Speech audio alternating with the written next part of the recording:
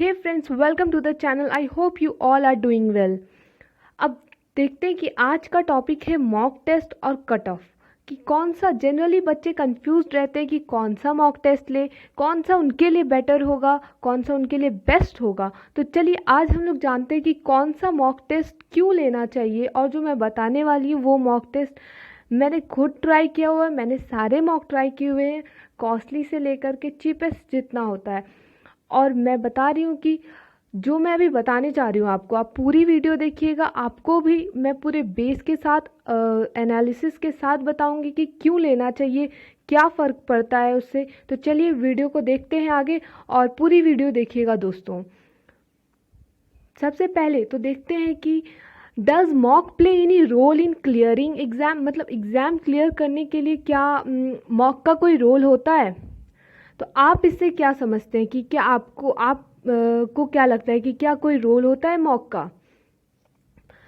तो हम देखते हैं कि मॉक जो कि हम डेली लगाते हैं, ऑनलाइन मॉक टेस्ट जो लेते हैं, उसका क्या अहमियत होता है, क्यों वो लगाना चाहिए, मॉक कितना ज़रूरी है हमारे एग्ज़ाम के लिए। तो देखते हैं आगे।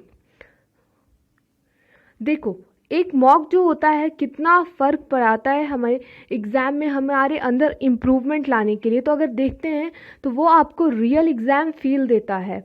आप जब मॉक टेस्ट लगाते हो, मैं ये इसलिए बताना चाहती हूँ कि बहुत सारे ऐसे बच्चे हैं जो कि मॉक टेस्ट को देख के डर जाते हैं। वो चाहते ही नहीं मॉक टेस्ट देना। उनको लगता है mock is just a waste of time, ये मुझे डेमोरलाइज कर रहा है। मैं जब भी मॉक देता हूँ बहुत ही ज़्यादा फेडअप महसूस करता हूँ। आई टू एग्री विथ इट। आपको जनरली क्या होगा जब आप मॉक देते हो तो बहुत लगेगा कि यार मैं परफॉर्मेंस अच्छा नहीं जा रहा है, मैं नहीं कर सकता। लेकिन आप ऐसे परफॉर्मेंस अपने अंदर देखते हो तो लगता है मैं कर सकता हूँ, लेकिन जब मॉक का रिजल्ट आता है तब वो बहुत ज़्यादा डिज़ास्ट्रस होता है। तो ये बात है कि one mock has enough power to make you cry. ठीक है, पर क्या करना है कि मॉक जो है ना, आपको शुरुआती दिनों में मॉक से बहुत ज़्यादा डर लग सकता है। स्टार्टिंग में लगेगा मॉक यार मुझे बहुत ज़्यादा ही डर लगता है, मुझे अटेम्प्ट करने का मन नहीं करता। लेकिन ये मॉक ही है जो आपको रियल प्रैक्टिस देती है। 60 मिनट्स में आप पूरी की पूरी प्रैक्टिस कर लेते हो, समझ रहे हो। ऐसे आप पर्टिकुलर सब्जेक्ट को जाते हो देखने, कितना टाइम लग जाता है, पूरा दिन निकल जाता है। लेकिन ये 60 मिनट्स में आप 3 सब्जेक्ट को कवर कर लेते हो। So why not to take mock daily. अब देखते हैं कि एक मॉक लगाने से हमें कितना फ़ायदा मिलता है। तो मॉक जो है हमें रियल एग्ज़ाम फील देता है। रियल एग्ज़ाम फील जब आप मॉक लगाते हो, जो प्रेशर बिल्डअप होता है, यार टाइमर चले जा रहा है और मेरा ये क्वेश्चन नहीं बना है, मुझे वो क्वेश्चन भी बनाना है, यार ये क्वेश्चन बनाऊँ कि नहीं बनाऊँ, अटक जाते हो। मोस्टली ये रीजनिंग में होता है कि एक पज़ल दिखता तो लगता है बना लेंगे, यार एक बार ट्राई किया नहीं बना, दूसरी बार ट्राई कर रहे हो फिर भी नहीं बना, तीसरी बार बोलते यार इतना इतना तो हो गया, अब ये बार ट्राई कर लेते। उसमें आपके लिए जो है टाइमर वो नहीं रुका हुआ है, वो तो बढ़ते ही जा रहा है। तो यहाँ पे ये लेसन मिलता है कि आपको रियल एग्ज़ाम में ऐसे नहीं करना है। आपको फर्स्ट ट्राई देना है, बना तो बना, नहीं बना तो आप उसको छोड़ोगे। देन लास्ट में आओगे जब आप सारी चीज़ों को कवर कर लोगे, तब उस अकेले को देखोगे। ठीक है, पूरी टाइम इसी वाले क्वेश्चन को नहीं देना है। दूसरी चीज़ मॉक क्या हेल्प करता है कि रिवाइज द सिलेबस। मैंने क्या कहा आपको कि 60 मिनट्स में आप 3 सब्जेक्ट को कवर करते हो और उसमें कितने सारे चैप्टर्स होते हैं पर सब्जेक्ट के। तो आपको एक मॉक लगाने से आपके सारे सिलेबस के जितने भी रीजनिंग, क्वांट और इंग्लिश के रिवीजन हो जाते हैं। तो क्यों ना लगाना रोज मॉक को।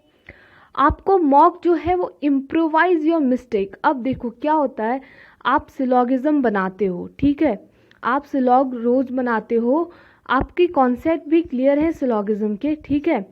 लेकिन क्या होता है जब मॉक में बनाते हो तो बार बार जब भी आंसर आता है वहाँ तो सही लगता है, लेकिन जब ओवरऑल जब मॉक दे देते हो तब देखते हो गलत हो जा रहा है। तो ये चीज़ है कि वहाँ के हिसाब से उस टाइम पे उस टिकटॉक जो चल रहा है उस प्रेशर के हिसाब से आपने क्या सोचा, तो उस प्रेशर में आपने क्या सोचा, उसको आपने कैसे उस लाइन को आपने क्या अंडरस्टैंड करके वो सिलॉगिज्म बनाया। तो यही चीज़ होता है कि आपको ये इम्प्रोवाइज़ करने का मौका देती है जो मिस्टेक कर रहे हो उससे सुधार देने का मौका देती है, ठीक है। आपको स्पीड और एक्यूरेसी देती है।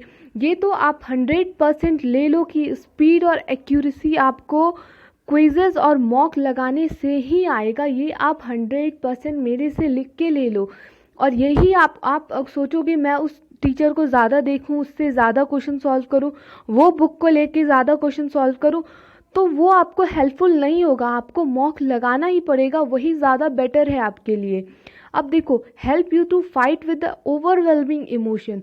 अब क्या होता है कि जब मॉक लगाते हो, जो प्रेशर, वो एक्सट्रीम प्रेशर बिल्डअप होता है, लगता है मतलब अंदर से गुस्सा आने लगेगा आपको कि क्यों आ रहा है गुस्सा, यू नेवर नो, बट वो गुस्सा आएगा कि मैं क्यों नहीं अटेम्प्ट हो रहा है, मुझे आता है ये क्वेश्चन, मैं कर सकता हूँ, क्यों नहीं अटेम्प्ट हो रहा है, मैं अभी फिर से रीड करूँगा, फिर से इसको समझूंगा, फिर करूँगा। लेकिन टाइमर आपका नहीं बैठा हुआ है, वो रन करते रहेगा, वो रन करते, वो भागते जाएगा।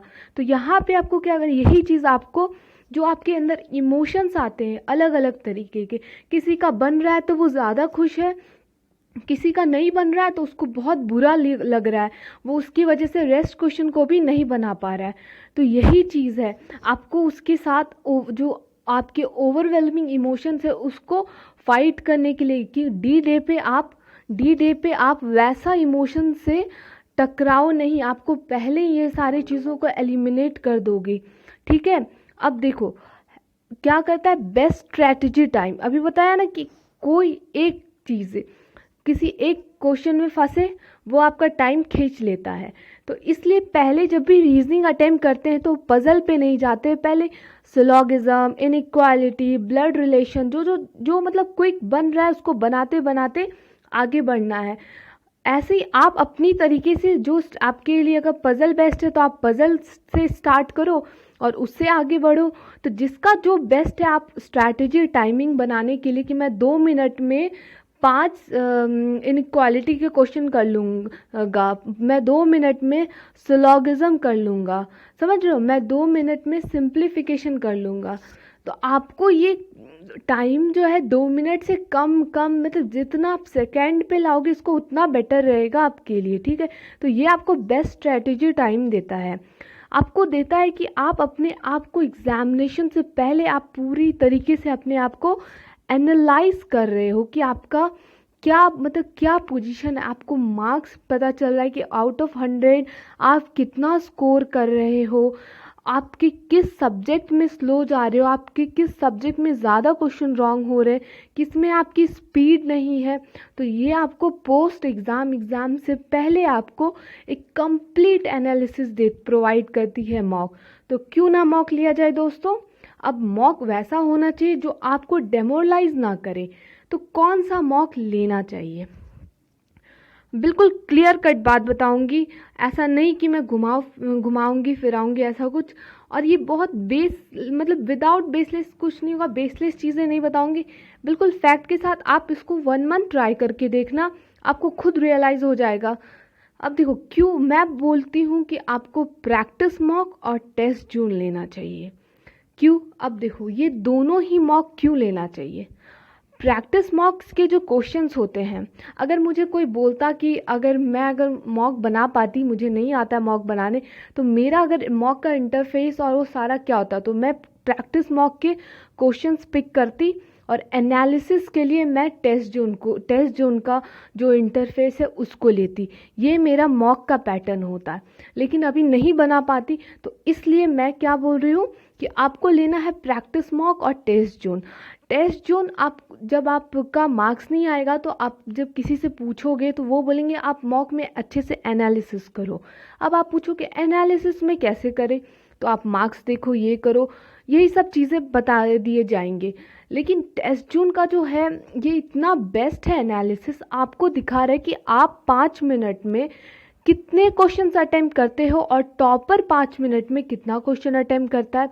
तो इससे आपको एनालिसिस बहुत अच्छी मिल जाती है कि आप टॉपर से कितना पीछे चल रहे हो। आपने अगर 5 मिनट में 10 क्वेश्चन अटेम्प्ट किए हैं, लेट मी क्लियर इट इसको, हाँ आपने अगर 1 मिनट रुकिए, मैं कलर भी चेंज कर लेती हूँ, ठीक है।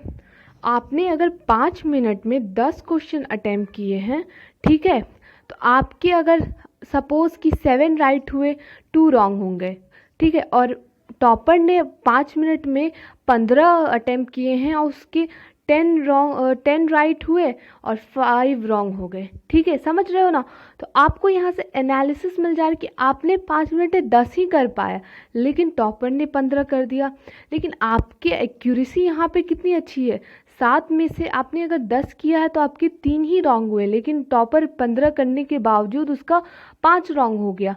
तो यही सब आपको एनालिसिस पता चलती कि आप किस पोजीशन पे, आपको टाइमिंग पता चलेगी कि आप एक सब्जेक्ट को कितने टाइम में कर पा रहे हो। ऐसा नहीं कि 20 मिनट्स आपको दिया गया तो आपको पूरे के पूरे 20 मिनट्स लगा ही देने, आप बचा भी सकते हो, आप बहुत जल्दी कर सकते हो। जितना जल्दी करोगे उतना आपको ईच सेक्शन आपको रेस्ट टाइमिंग मिल जाएगा।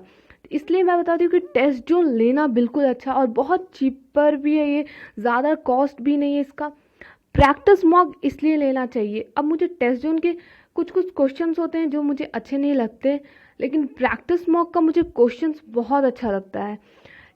इसका क्वेश्चन बोलते हैं ना एट पार, ये कहते हैं एट पार, मतलब कि बिल्कुल एग्ज़ाम लेवल, ना ज़्यादा टफ ना ज़्यादा मतलब बहुत ज़्यादा इजी, बिल्कुल एग्ज़ाम लेवल देता है प्रैक्टिस मॉक। इसके क्वेश्चंस बिल्कुल एग्ज़ाम लेवल होते हैं, आपको टफ देख के आपके होश भी नहीं उड़ाता है और आप बिल्कुल आपको लगेगा कि आप एग्ज़ाम दे रहे हो। उसका ये जो प्रैक्टिस मॉक का इंटरफेस है, चाहे वो क्वांट का ले लो, रीजनिंग का ले लो और इंग्लिश का ले लो, question up to the mark रहता है और एग्ज़ाम लेवल का बिल्कुल रहता है। तो आपको क्यों ना आप टेस्ट जोन और प्रैक्टिस मॉक लो। अड्डा मैंने यहाँ इसलिए लिखा है कि बहुतों को अड्डा पसंद होता है, तो आप अड्डा लेके देख लो। लिटिल बिट ये टफ़ होता है, तो इसलिए मैं अब सजेस्ट करती हूँ कि आप टेस्ट जोन और प्रैक्टिस मॉक ही लो। अगर आपको लगता है अड्डा लेना है तो आप अड्डा लो, लेकिन आप स्मार्ट कीड़ा ज़रूर लेना, क्योंकि लिए इसको आपको एनालिसिस जो होता है ना स्टार्टिंग के टाइम में ही आपको करनी होती है, और उस टाइम अगर आप अच्छे से एनालिसिस कर लेते हो तो बहुत बहुत आपको फ़ायदा मिलता है। मुझे भी जब मैंने टेस्ट जोन परचेज़ किया था, मैं सेकेंड टाइम फिर से टेस्ट जोन परचेज़ की और मुझे बहुत अच्छा लगता है इसका एनालिसिस पार्ट। ये आपको बिल्कुल इसका जो ग्राफ होता है, आपको ईच मॉक आपको परफॉर्मेंस दिखाता है कि आप इसमें 70% लाया था, फिर आप ऊपर उठे गिरे उठे, और इवन ईच सब्जेक्ट वाइज आपको दिखाता है इसका ग्राफ। तो मुझे ये चीज़ बहुत अच्छा लगता है कि मेरा ओवरऑल परफॉर्मेंस कैसा चल रहा है। पर्टिकुलरली आपको हर मॉक पे जाके नहीं देखना पड़ता है, कि आपको पूरे के पूरे अगर 7 मॉक देता है तो 7 मॉक का ग्राफ रहता है, वहाँ पे एक साथ आप परफॉर्मेंस ग्राफ देख सकते हो। तो ये मुझे बहुत अच्छा लगता है, इसका इंटरफेस जो एनालिसिस का है वो बहुत अच्छा है टेस्ट जोन का, और प्रैक्टिस मॉक का क्वेश्चन बहुत अच्छा है। तो आप ये दोनों लेके देखो, बहुत अच्छा लगेगा आपको, आप भी बोलोगे। और 1 मंथ लेके देखो, अगर नहीं आपको मन कर रहा है, टेस्ट जोन तो वैसे भी सस्ता है, आप ले लो, और प्रैक्टिस मॉक भी 1000 के अंदर आता है। नहीं एफर्ट कर पाते हो तो बस टेस्ट जोन ही लो, कोई बात नहीं, प्रैक्टिस मॉक नहीं ले पाते हो। मेन है कि अभी आपको एनालिसिस ज़्यादा ज़रूरी है। ठीक है, अब चलिए आगे देखते हैं। अब ये कुछ चीज़ें हैं जो बहुत बच्चे होंगे जो मॉक बहुत देते हैं, लाइक उनकी स्पीड नहीं बढ़ रही है, बहुत कोई होते हैं। तो आप स्टार्ट करो रेगुलर 3 से 4 मॉक देने की, बिल्कुल स्पीड यहीं से आएगी। 3 से 4 मॉक अगर आप रोज़ देते हो और विथ एनालिसिस, ये पॉसिबल है। आप सोचोगे ये पॉसिबल नहीं है, ये पॉसिबल है। 3 से 4 मॉक्स ईच डे देना और एनालिसिस के साथ, तो आप समझ लो, आप जब 3 से 4 मॉक दोगे, पहला मॉक जब आप लगाओगे तो आप कोशिश करोगे कि मैं जल्दी जल्दी कंप्लीट करूं। क्या होता है जब आप फर्स्ट मॉक लगाओगे, देखो क्या होगा। जब आप फर्स्ट मॉक लगाओगे तो आप पर सेक्शन आपको 20 मिनट्स मिलते हैं, तो आप कोशिश करोगे कि रीजनिंग में मैं ज़्यादा से ज़्यादा क्वेश्चन अटैम्प्ट करूं, क्योंकि मुझे एनालिसिस के टाइम पे कम टाइम देना पड़े। जब आप ज़्यादा क्वेश्चन अटैम्प्ट करते हो तो आपको एनालिसिस में कम टाइम मिलता है, मतलब कम टाइम देना पड़ता है। और जब आप कम अटैम्प्ट करोगे तो आपको एनालिसिस में ज़्यादा टाइम देना पड़ेगा।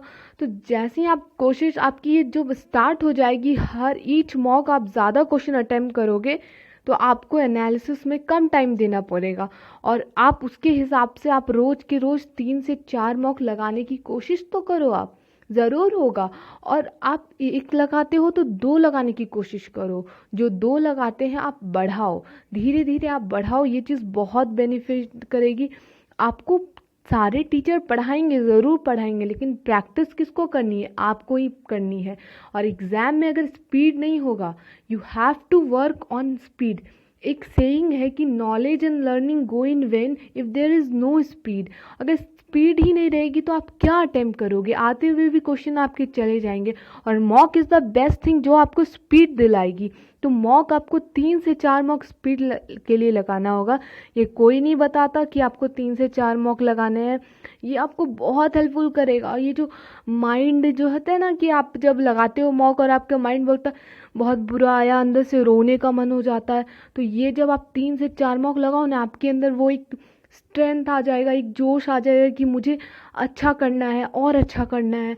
जब बस आपके अंदर ये फीलिंग आ जाएगी ना कि मुझे बहुत अच्छा करना है एग्ज़ाम में, तब आप ज़रूर लगाओगे और आपको ईच मॉक परफॉर्मेंस भी देखने को मिलेगा, बहुत इम्प्रूवमेंट होता है।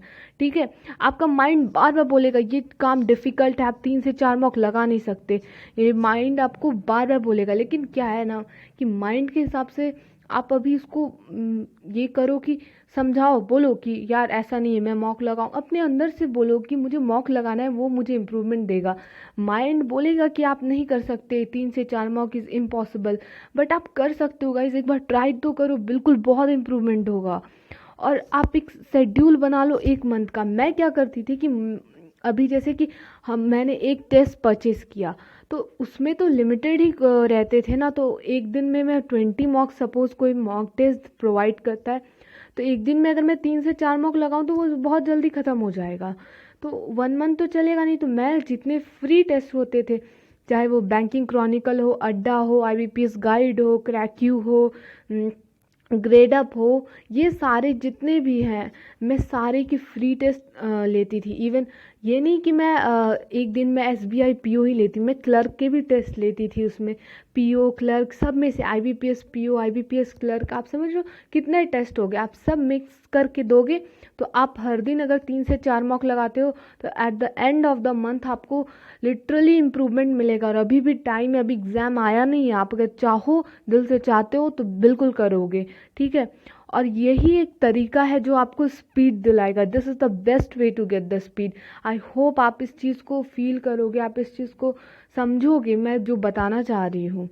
अब देखो कट ऑफ क्या होता है, बहुत लोग इस वीडियो को क्लिक किए होंगे कट ऑफ के लिए, तो मैं बताती हूँ कट ऑफ जो है ना गाइज, अब ऐसा नहीं कि 100 क्वेश्चंस हैं उसमें 50-55 कट ऑफ जा रहे हैं, अब बिल्कुल भी ऐसा नहीं है। पहले था पर अब बिल्कुल भी ऐसा नहीं है। विद टाइम क्या हो रहा है कि वैकेंसी घट रही है और कट ऑफ सर बढ़ रहे हैं, तो बहुत ज़्यादा कंपटीशन जो है ना इसमें बहुत बढ़ रहा है, तो कट ऑफ के पीछे नहीं जाना है।